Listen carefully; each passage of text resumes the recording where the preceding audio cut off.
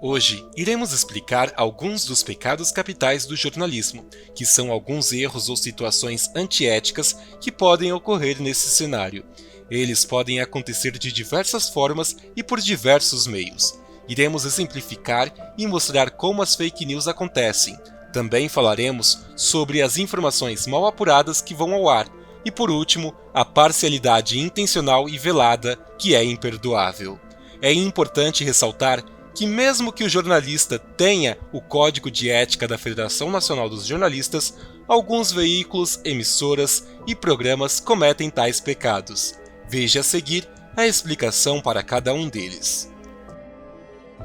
As fake news, termo muito utilizado hoje em dia, são caracterizadas pela distribuição em massa de desinformação e boatos na internet ou meios físicos. Esse problema, infelizmente, também ocorre em solos jornalísticos, o que é uma extrema falta de ética na profissão. Isso acontece quando uma informação é inventada e revestida falsamente de fato jornalístico por esses profissionais. A estratégia desses autores normalmente é a seguinte: eles afirmam o que querem sem checar os fatos, depois eles deixam a fake news no ar, sem apagar o que falaram, até que ela tenha bastante visualizações. Em seguida, eles apagam o que publicaram e fazem um novo post, sem dizer que o que fizeram foi de fato errado, apenas colocando a publicação verdadeira em xeque. E é aí que a confusão fica arquitetada. Esse fato tem ainda mais proporção na internet, meio propício a esse tipo de distribuição de informação. Além disso, essa disseminação acaba contribuindo para a crise de credibilidade da profissão, pois mesmo que um jornalista específico, de uma emissora particular, contribua com essa prática, é a credibilidade da profissão que acaba ficando em risco. Traremos agora um exemplo de fake news distribuída durante a pandemia por um jornalista da Jovem Pan. O jornalista Guilherme Fiuza, bolsonarista da Jovem Pan, usou de sua conta no Twitter para acusar o Estadão de fake news. Segundo Fiuza, o jornal estaria usando imagens das praias cariocas antes da pandemia para induzir o leitor a acreditar que as normas de distanciamento não estavam sendo respeitadas. Em resposta, o Estadão afirmou que as imagens não eram falsas e que tinham sido feitas pelo fotojornalista Wilton Júnior. Após o posicionamento do jornal, Fiuza deletou seu post, mas ainda deixou sua opinião sobre a suspeita fake news no Twitter do Estadão. Fiuza afirma: "Todas as fontes que consultei me afirmaram não ter havido essa aglomeração de barracas, mas na série de Wilton Júnior aparecem pessoas de máscara e posso ter sido induzido a erro." O conservador usou de sua plataforma para divulgar, de certa maneira, uma fake news sem provas de que o Estadão estaria usando uma galeria antiga de fotos de Ipanema. Assim, quando foi comprovado que o mesmo estava, na verdade, usando fotos recentes, Fiuza assumiu o erro, mas plantou na cabeça de seus seguidores a suspeita de que jornais possam sim vir a mentir para o seu público. A preguiça e a imprecisão ao realizar uma matéria é um erro grave no jornalismo. É extremamente importante que o jornalista busque as informações em diversas fontes, tentando sempre comprovar referências dadas pela pessoa. Se algo não for verídico ou for impossível de comprovar, não devemos publicar. Um exemplo que comprova tal situação aconteceu durante uma cobertura de homicídio ocorrido em São Paulo. Durante reportagem exibida no programa Cidade Alerta, da Record, comandado por Luiz Bate, a vítima foi classificada como agiota. A família, sabendo da informação dada pela emissora, se revoltou ao vivo durante o programa com a repórter Luísa Zanqueta, indo para cima dela e do cinegrafista José Filho.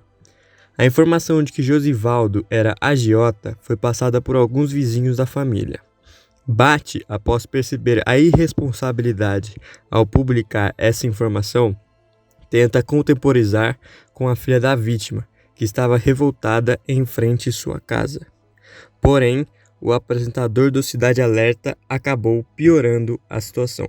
Além de acusar a vítima de agiotagem sem qualquer prova, a equipe do programa insistiu no erro e colocou no GC o nome errado da vítima, que aparecia como Josenildo e não Josivaldo, como era o correto.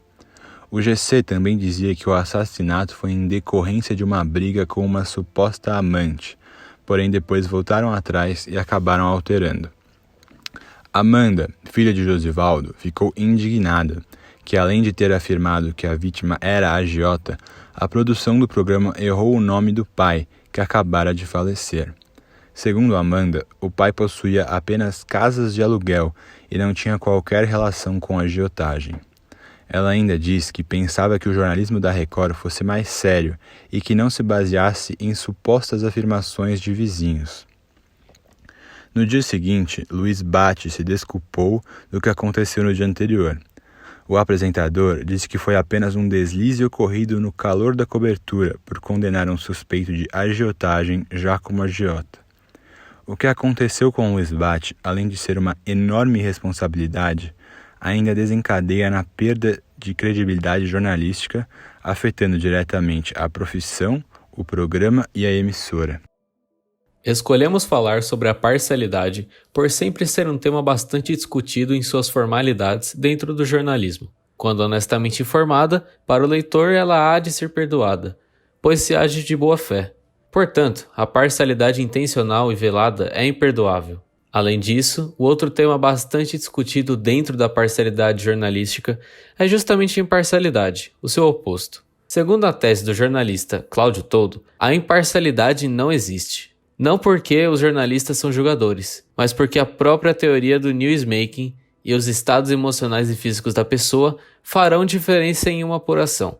Mas isso não quer dizer que devemos abandonar a obrigação de retratar a totalidade das ideias e pontos de vista numa apuração. Traremos agora um exemplo da ex-jornalista da Record que teve que deixar o seu cargo em junho de 2020.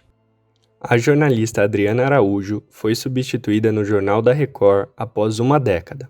Adriana trabalhou como âncora do jornal, tendo deixado o posto após ter feito críticas ao atraso e à falta de transparência na divulgação dos dados da pandemia do novo coronavírus pelo governo de Jair Bolsonaro. A postagem teria incomodado o alto governo da emissora. O vice-presidente de jornalismo da Record, Antônio Guerra, em entrevista, criticou concorrentes de Bolsonaro sem citar nomes, apesar da emissora não assumir o posicionamento publicamente. Ele vê na cobertura da pandemia de coronavírus, abre aspas, uma narrativa dominante de um alarmismo absurdo, fecha aspas. A saída de Adriana ocorreu em um momento em que o telejornalismo da Record tem assumido posições coincidentes com as do governo do presidente Jair Bolsonaro. Primeiro que eu me surpreendi com a surpresa de alguns por eu cobrar agilidade e transparência nas informações. Bom, se um jornalista não cobra agilidade, clareza nas informações no meio de uma pandemia, para que serve um jornalista, né? É quase 2 boates Kiss pegando fogo por dia no Brasil. Só que a gente não enxerga as labaredas, não ouve os gritos, não vê a bola de fogo no céu.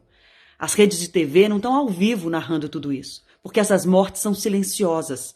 As mortes da Covid são dentro das UTIs, nas casas, nem as famílias podem se despedir. Então, se a gente não considera isso grave, a gente não trabalha para parar o vírus, para diminuir o ritmo de infecção e, com isso, diminuir o número de mortes.